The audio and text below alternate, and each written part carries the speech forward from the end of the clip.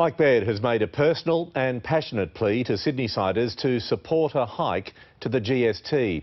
The Premier says the revenue raise will benefit all, with improvements to education and health. But the federal government is weighing up its options.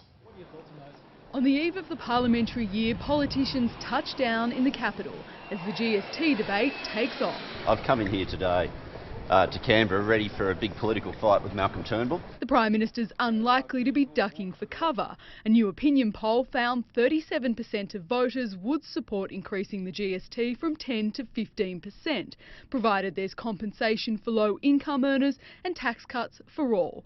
54% are opposed. The government hasn't made any decisions on this yet, and there'll be popular polls on this, and there'll be a lot of discussion. The New South Wales Premier Mike Baird is making his case for a 5% hike. Everyone relies on their health services on a daily basis. We need to ensure that they're funded, not just today, but in the long term. The 15% GST on everything is wrong, wrong, wrong.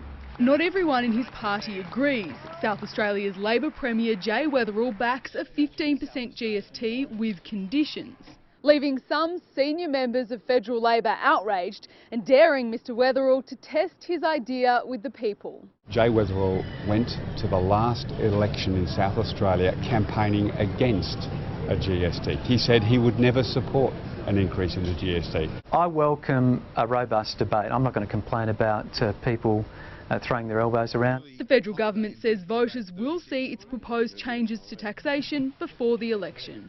KERRIE, YAXLEY, 9 News. And the Nine Network's political editor Laurie Oakes joins me now. Laurie, Treasurer Scott Morrison says the government hasn't yet made any decisions on increasing the GST. Is it certain that's what will happen? Well, Pete, most of the talk is about the GST, and most commentators assume there will be a major tax reform package with a GST rise from 10% to 15% as the centrepiece. But the talk could be premature. It genuinely is not locked in. The only way to fund the $30 billion or so necessary for a big bang federal tax reform package is through the GST. But Prime Minister Malcolm Turnbull is wary. He's adamant that any tax changes must be seen to be fair. Would families see it as fair if their grocery bills and the cost of basic services went up so that company tax could be slashed, for example? As for raising more money for schools and hospitals, senior ministers don't really see why state governments shouldn't do it themselves through land taxes, say. So it's still possible, despite the way expectations have been raised, that there might not be big bang reform of the tax system, but something more modest. Also, the timing is still very much up in the air. One plan is to put proposed tax changes forward in stages, some in an announcement on superannuation policy, some in the May budget, and some in the lead up to the federal election. But there's an alternative being considered by the Prime Minister: to put all proposed tax changes in the budget, make the budget itself a white paper on tax reform, and make the budget, in fact, the Turnbull government's election manifesto on the economy, Pete. All right, Laurie, thank you.